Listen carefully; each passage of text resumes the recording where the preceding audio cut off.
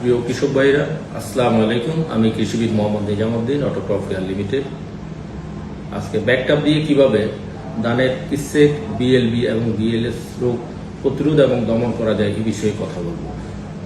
প্রিয় কৃষক ভাইরা, আমরা যখন ধান গাছ বীজতলা থেকে উঠাই তখন এটা নানা ধরনের শিকড়টা ছিঁড়ে যাচ্ছে বা অন্যান্য ইনজুরি হচ্ছে, পাতা ফেটে যাচ্ছে। লাগানোর 1 থেকে 3 সপ্তাহের মধ্যে কিসেট রোগটার লক্ষণ প্রকাশ পায়।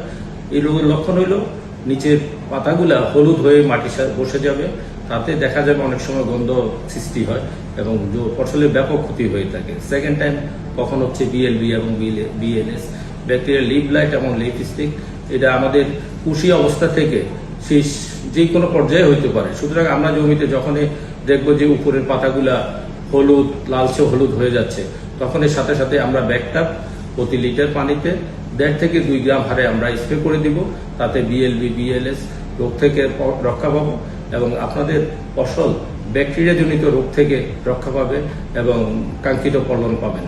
আশা করি আমাদের ব্যাকটাপ ব্যবহারের মাধ্যমে আপনারা আপনাদের ফসলকে রক্ষা করবেন এই প্রত্যাশায় শেষ করছি। আসসালামু আলাইকুম ওয়া রাহমাতুল্লাহি ওয়া বারাকাতুহু।